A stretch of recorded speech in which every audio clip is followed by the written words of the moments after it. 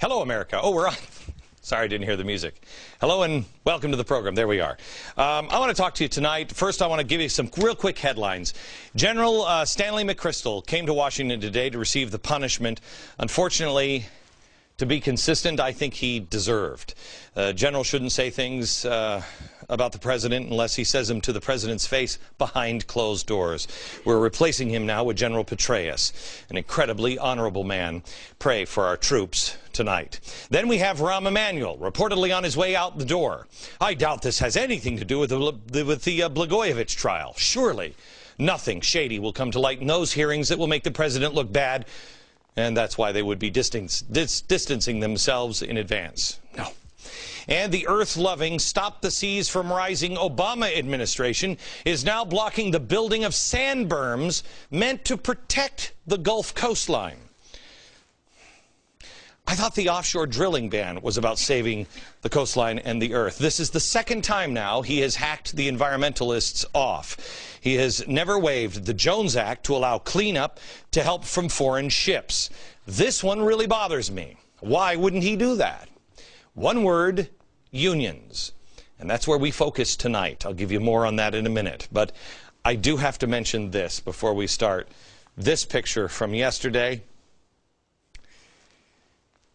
This president has a problem with flies landing on him. Then we had the bees that were swarming the White House. And then, I don't know if you saw this. Do we have the rodents?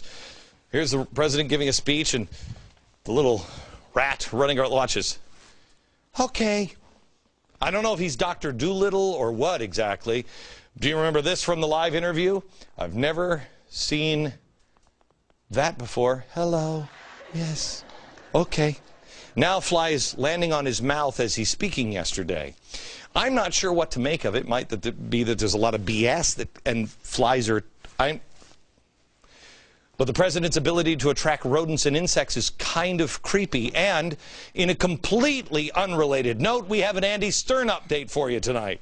Andy Stern, I know you've been worried about him, has landed himself a new job. And I want you to please look into this company. Please, look into this company. Tiffany, can you put our address down at the bottom of the... You send us any information you can find on this. This isn't good. SIGA, human bio-armor.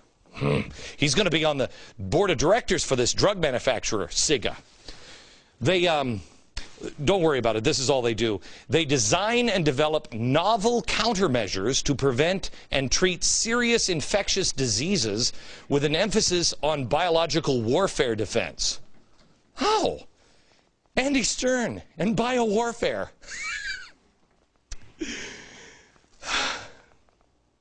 SIGA says that they have hired Stern because of his understanding of how our federal government works.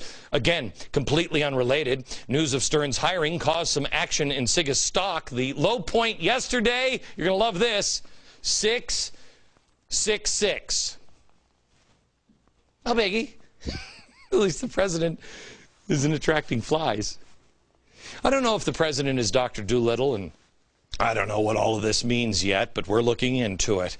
I do know this. The country is being destroyed, and partly because of people like Andy Stern and unions. Partly because of revolutionaries.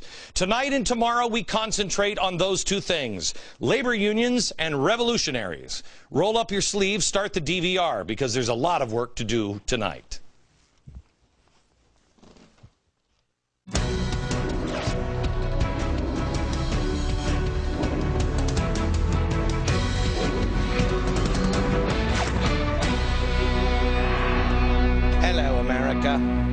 The president has said that we should just judge him on the people he surrounds himself with. Well, tonight we're going to do that.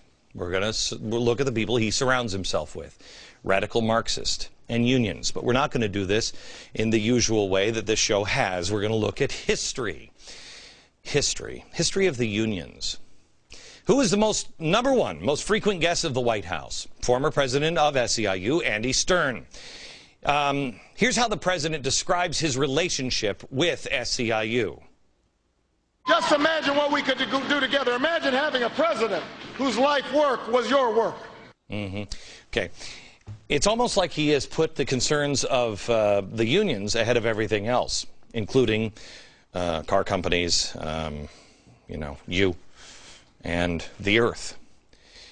How is it we didn't get any foreign help to clean up the oil spill? Still don't. We could have it if the president would do something that George Bush did right away after Katrina. We waive the Jones Act. What is the Jones Act? It's something that was put into and made law in the 1920s. It's a law that requires vessels working in the U.S. to be built in the U.S. The crews have to be U.S. workers, no foreigners. Now, this is strange to me because the president doesn't have any problem at all with illegal aliens working all over the country. In fact, he'll go after Arizona, doing all kinds of jobs, but working on boats? Oh, no, no, no, no, no. Why? The unions. The real ticking time bomb in this country? Unions. It's not the national debt. No, no, no. It's the debt to the unions and the union workers. Pensions. You see, the more things change, the more they stay the same. And that is exactly the way people in power like it. You've got to change your perspective, and the way to do it is to learn history. If I asked you, why do we have labor unions? You would say, and partly correctly, because of out-of-control companies. But if I asked you about the turn of the century, and I said, tell me what you know about the Vanderbilts and the Rockefellers and the Carnegies, you would probably say, answer yourself now, they're rich, they were robber barons, they were industrialists, they were bad guys. Okay? Now if I said, at the same time, tell me about the unions of that time period, you would probably say, well, they were for the little people. They were, trying to help people, get work and have it be fair, minority groups, Irish, black, Chinese, everything else. You'd be guessing, but that's probably what you would believe. Crystal clear on the robber barons, I'm guessing.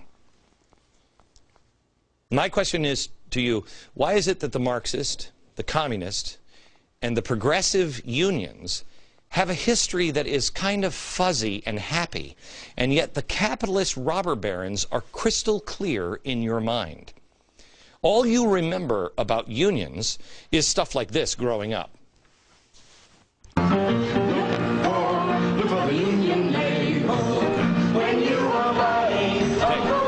Look for the union label.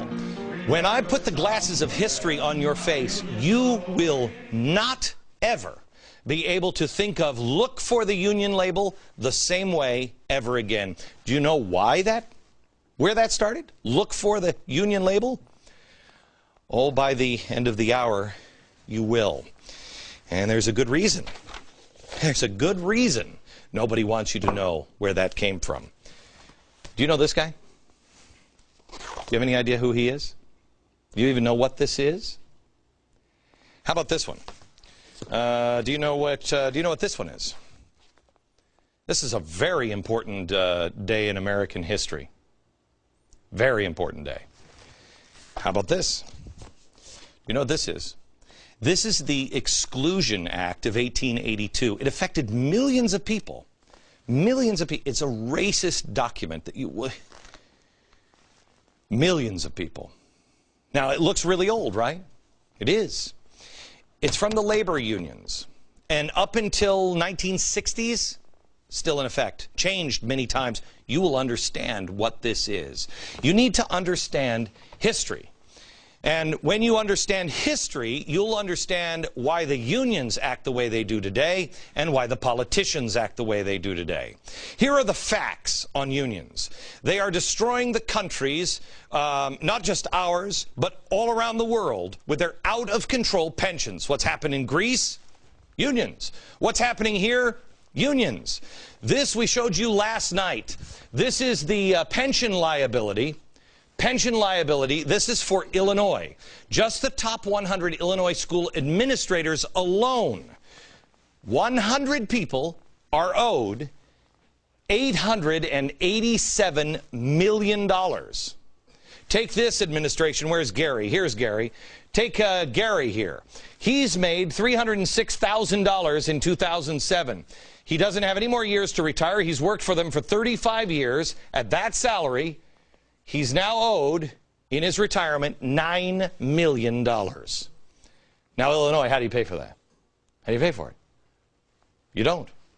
That's why this list exists. Go to the next list, please. Here it is. Highest default probabilities. Love this. Venezuela, highest default. Greece, Argentina, Pakistan, Ukraine, Dubai, Iraq, Illinois, California, Latvia.